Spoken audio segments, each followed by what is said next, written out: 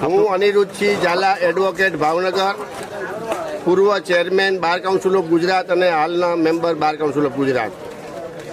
અમારા વકીલોની માતૃ સંસ્થા બાર કાઉન્સિલ ઓફ ગુજરાતની ચૂંટણી 6 માર્ચ 2026ના રોજ યોજાનાર છે. તેમાં હું ત્રીજી વખત ઉમેદવારી નોંધાવનાર હોય આજ રોજ બરવાડા તાલુકામાં મંગલપુરના મેરલીમાનું ધામ આવેલ છે, ત્યાં આજે મેં વકીલ વિજય વિશ્વાસ સંમેલનનું આયોજન કરેલું છે. એમાં જે કોઈ ઉમેદવારો ગુજરાતમાંથી લડવાના હોય વકીલો, એમને પણ મેં આહવાન કર્યું કે અમારા ફંક્શનમાં આવો, આપ પણ આપની રીતે ચૂંટણીનો સાથે પ્રચાર કરીએ, ખભે ખભા મિલાવી હળી મળીએ.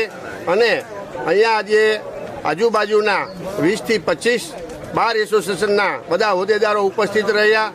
બધા જ વકીલો બહોળી સંખ્યામાં ઉપસ્થિત રહ્યા, માના આશીર્વાદ લીધા, હોમ હવન કર્યા, માતાજીનો તાવો કર્યો અને બધા વકીલોએ સમૂહમાં આરતી ઉતારી અને બધા અમે વકીલો અત્યારે મહાપ્રસાદ લઈ રહ્યા છીએ. અમે અમારી જાતને ધન્યતા અનુભવ્યા છીએ અને આજે હું મારા ચૂંટણી પ્રચારના શ્રી ગણેશ માં મેળવીના આશીર્વાદ લઈને શરૂ કર્યા છે. જય માતાજી. કમલેશ રાઠોડ, પ્રમુખ બરવાડા બાર એસોસિએશન.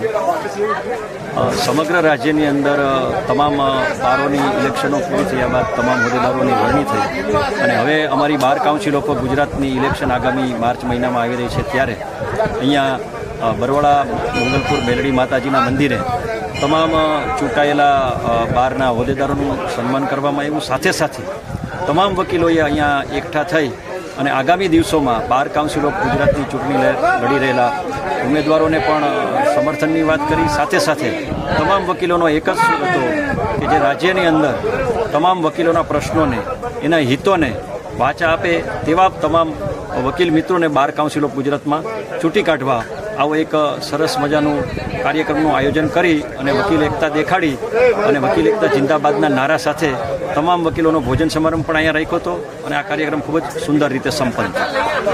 હાલશે ને?